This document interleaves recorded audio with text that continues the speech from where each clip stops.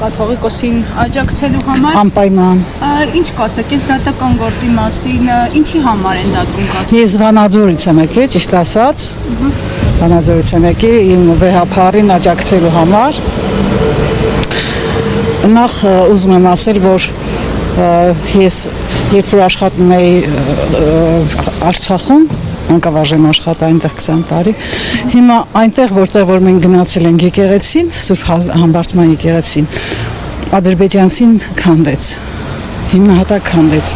Մեր բոլոր եկեղեցիները նաև Արցախի ենթարկվում էին մեր առաքելական եկեղեցում բնականաբար։ Այդ սրբությունները եւ Արցախը եւ Արցախի եկեղեցիները եւ հայաստանյան եկեղեցիները եւ այլ բոլորը հիմնականում նիկոլիզմի խժռելու քաղաքականության հետևանքն են, որը ցավ պետք է տա բոլոր հայերին։ Մենք ունենք հայկական 3 հարց՝ գերիներ, եկեղեցի, արցախահայություն։ Այդպես եմ ես կարծում, եթե հայ ենք։ Ձեր կարծիքով իշխանությունը որևէ գործողություններ է նպատակաուղղված եկեղեցու դեմ կատարում, թե ինչպես եք մեկ։ Անպայման հիշում եք, որ Ադրբեջանի մոլլայի անունը չեն փոխում, հենց նույն անունով էլ ասում են, մեր վեհապարի անունը ուզում են փոխեն։ Այս ճանաչում նման անուն։ Չնայած անձնագրով այդ մարդու անունն է, բնականաբար մենք տարիներ ի վեր 40 տարվա մարդու աշխատանքը ջուրն են գցում, ինչա թե մի հատ հոր պահեն, ամբողջ ազգով պետք աթոռը պահենք, իհարկե ոչ։ Իհարկե մենք պետք է կանգնենք մեր արժանինքների կողքը, եւ այսօր հայերի պաշտպանը պետք է հայ լինի, ոչ Եվրոպան, ոչ Ամերիկան, ոչ Ռուսաստանը նույնիսկ։ Իսկ Սամվել Կարապետյանը,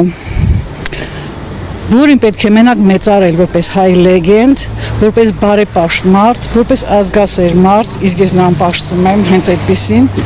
կանգնեց հայ եկեղեցու կողքին, մենք ենք նրա կողքին, ոչ միայն հայ եկեղեցու, այլ նաև ուժեղ Հայաստանի եւ Սամվել Կարապետյանի կողքին, ողջույններս նրան։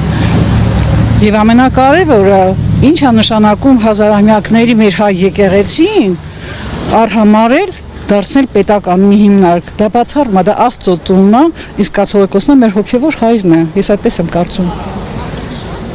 Իսկ առհասարակ աշխարհի կյանքը իրավունք ունի խառնվել այդ հոգևոր կյանքին, այս դատական գործը ամեն դեպքում սահմանադրությամբ անգամ արգելվում է, այսինքն տարանջատվում է աշխարհի կյանք եւ հոգևոր կյանք, եկեղեցի եւ պետություն, դրանք տարանջատված են։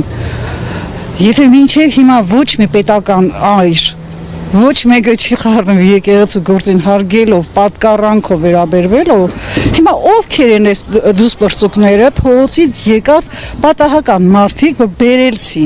բերեցին։ Ուրեմն մենք մի լրագրող չունենք այս ամբողջ երկրում։ Ունենք, բայց մենք ունենք հազարավոր, տասնյակ հազարավոր այնպիսի մակարդակի երիտասարդներ, ես նույնիսկ նկատի ունեմ նաև մեր 41 ազգային ընտրյալներին, ողջույններս նրանց, հատկապես Նարեկ Կարապետյանը, եւ գտնում եմ, որ Նարեկ Կարապետյանը մեր ժամանակների օրինակն է, այն ժամանակների օրինակին, որ փողոցից բերած մարդիկ ավտոբուսների տակ էին պարկում կամ ճանապարհներ էին փակում եւ այլն, այդպիսի մարդկանց չպետք հարգել։ Երիտասարդ օրինակ վերցին Նարեկից եւ Նարեկի նմաններից։ Կրթված, դաստիարակված, քաղաքավարի, բարեպաշտ, ազգասեր, կամեցող։ Հիմա այդ մարդիկ իրենց փողերը բերում են, դնում են Հայաստան, վայելեք։ Փողերը չի ծախսում Ռուսաստանում են մյուս երկրում Հեծիցու մանկապարտեզներից եք թալանել, դրա համար բարեգործություն։ Ահա, նրանց ասածն են ոչ մեկը չի հավատում, բացի իրանցից։ Իրանք էլ հորինում են, որ ժողովրդի մոտ կարծիք ստեղծվի բացասական, բայց բացասական կարծիքը ոնց կարող լեգենդի նկատմամբ փոխվի։ Չի կարող, ոչ Ծառուկյանի նկատմամբ չի կարող փոխվի, ոչ Ծառուկյանի նկատմամբ, ոչ Սամվել Կարապետյանի նկատմամբ, ոչ Քոչարյանի նկատմամբ։ Նրանք իրենց ավանդներ են դրել երկիր կառուցելու համար։ Սրանք ավանդ չեն ներդրում, սրանք ուղղակի քանդում են երկիրը, բառից բուն իմաստով։ Ես ուզու չասեցի մի քիչ առաջ, որ նրանք նիկոլիզմը խժռում է ամեն ինչ, նույնիսկ իր թիմի մարդիկ, դրանք բոլորը կնքված մարդիկ են, դրանք բոլորը հայկական ազգանուններ մարդիկ են, դրանք բոլորը հայկական դպրոցները ավարտած մարդիկ են, բայց նիկոլիզմը, իսկ նիկոլիզմի գաղափարախոսության հիմքը փոխպաշտոն, դատարկություն, փոխպաշտոն, ուրիշ ոչ մի բան։ Մեր ազգային գաղափարախոսության մեջ հիմա կա մեկ ազգ, մեկ եկեղեցի, մեկ հայրենիք։ Սա է հայը։ Խնդրեմ։